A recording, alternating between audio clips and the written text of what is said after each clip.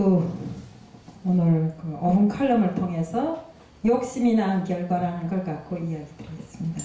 야고보서 1장 14절 15절에는 다음같이 적되어 있습니다. 오직 각 사람이 시험받는 것은 자기 욕심에 끌려 미혹됨이니 욕심이 잉태한즉 죄를 낳고 죄가 장성한즉 사망을 낳느니라. 그래서 오늘은 이상하게도 모든 분들이 다 욕심에 대한 것 갖고 하는 것 같은데 참 이 욕심이라는 게 무서운 겁니다. 우리가 욕심을 지니고는 하나님의 자녀로서 천국을 바라볼 수가 없습니다. 우리 아까 서만선 우리 목사님께서도 나오셔서 세상 욕심 다 지고 이것도 지고 저것도 지고 하나님을 따라갈 수 있냐? 못 따라가는 건 당연한 일입니다.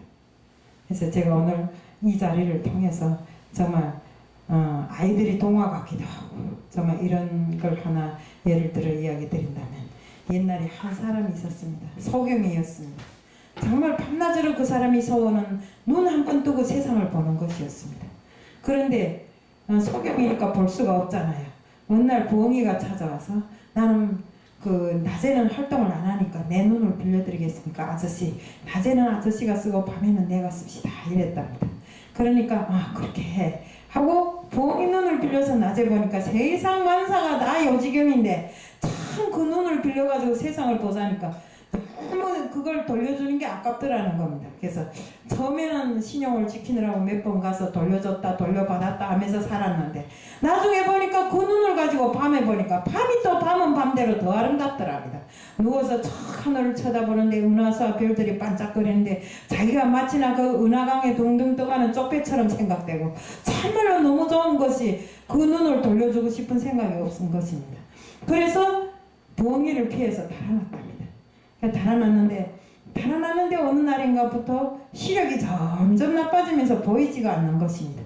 그래서 완전히 시력이 끊어지니까 또 할 수 없이 허둥지둥 부엉이를 찾아갔습니다. 그러니까 부엉이가 그때 하는 소리가 아저씨가 밤에는 내가 활동을 해서 먹을 것을 잡아서 먹어야 되는데 아저씨가 눈을 돌려두지 않아서 제가 굶어 있다 보니까 눈도 시력이 떨어지는 것입니다.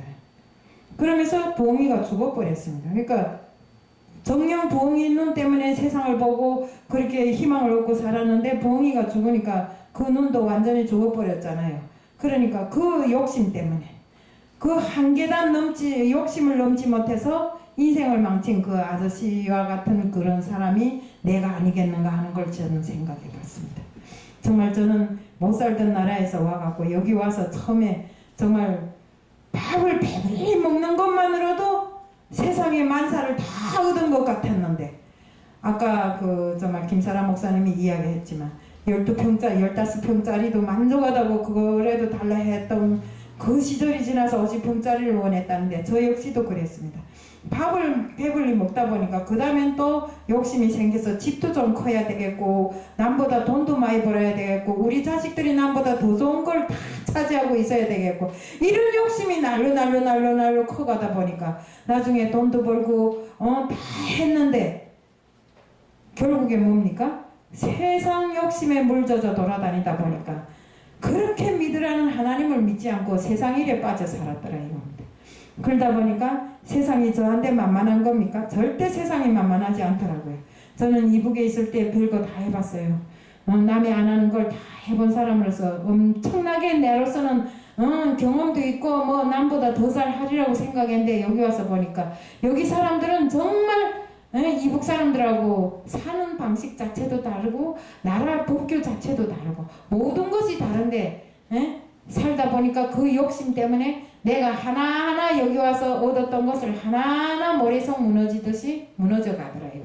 그것도 모르고 진짜 사는 데만 즐거워갖고 매일같이 세상 바람에 물젖어서 오늘은 동쪽 내일은 서쪽 하다 보니까 하나님도 놓치고 내 재산도 놓치고 내 욕심으로 이루어진 그 모든 결과가 하루아침에 정말 모래성 무너지듯이 다 무너지더라고요. 다 이런 다음에야 제가 깨달은 것이 있습니다.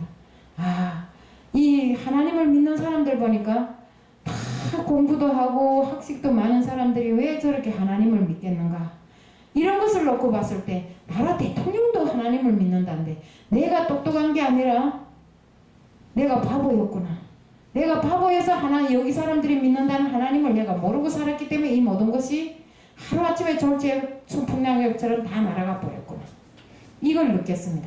그래서 그때부터 정말 애들이 그토록 믿으라고 하는데도 믿지 않고 있다가 그때부터야 떼어준 후에 내 인간으로서 떼어준 후회를 하면서 예배당에 정말 찾아가서 첫날 예배 드리는데 우리 손자가 3살짜리인데 나가서 자꾸 사람들이 이게 물걸레질하니까 물걸레질 올라가서 못한다고 신발 벗고 올라가라고 3살짜리가 막 그러면서 거기 올라가서 신발 안 벗고 신발 신고 다니면 죽는다고 난리를 치지. 그러는 거 보니까 3살짜리 애가 뭘 저거 알아서 저럴까 이런 생각도 해봤고, 근데 막 이 찬송이 나오니까 애가 막 엉치춤을 추며 막 난리가 난 겁니다. 너무 좋아가지고. 그러고 후에는 제 동생이 생겼는데 동생이 아프니까 엄마 보고 목사님한테 가서 기도받으라고 그러고, 병원 가면 안 됩니다. 목사님한테 가 기도받아야 빨리 낫습니다. 근데 생뚱같이 목사님한테 가니까 애가 막 열이 펄펄 끓는데 목사님께 손을 기도하니까 열이 내리는 겁니다. 이런 것을 놓고 봤을 때, 이런 기적을 봤을 때 제가 정말 하나님의 능력과 기적은 내가 상상하는 그것이 아니었구나 하는 것을 새삼스럽게 느끼게 됐습니다. 그러니까 세상 욕심에 물져서 세상 허영에 들떠서 다니던 제가 어느 날인가는 모든 것을 다 잊어버리고 나서야 하나님을 만나게 되었고, 그 만난 하나님으로부터 기적을 보게 되었고, 그 기적으로부터 시작해서 제가 정말 하나님한테 매운몸이 되었습니다. 우리 윤지영 목사님이 기적을 보고 이날 이때까지 하나님 앞에 매어 있다고 했는데, 저 역시도 기적을 보고서도 깨닫지를 못하고 또 돈 들고 돌아다니면서 여기저기 돌아다니며 다단계부터 시작해서 안 해본 일이 없어요. 근데 그 다단계가 나한테 돈 벌어준 일도 없고 사람들이 나한테 돈 벌어준 일도 없더라고요. 이렇게 정말 세상을 허무하게 살다가 하나님을 제대로 만나서 지금은 하나님이 아니면 내 일생을 어디다 맡길 데가 없다 이겁니다. 맡기고 보니까 이렇게 편안한 걸. 예? 그래, 어차피 사람은 죽는 거 사실인데 죽으면 어디로 가겠는가, 죽기 전에 무슨 거 해야 되는가, 이렇게 머리를 쓰기보다 내가 죽든가 살든가 하나님만 따라가면 하나님이 날 인도하고, 하나님이 뜻대로만 살면 하나님 나라에서 내가 평안을 누릴 것인데 그렇게 못했더라 이겁니다. 그러니까 우리는 세상 욕심을 버려야 돼요.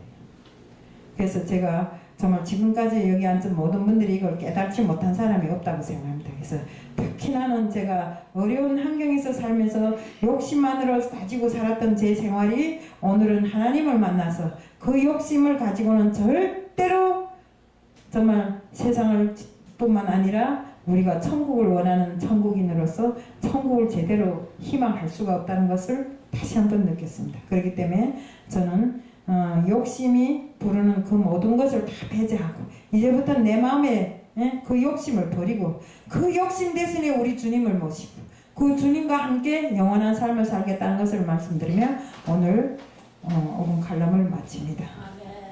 오늘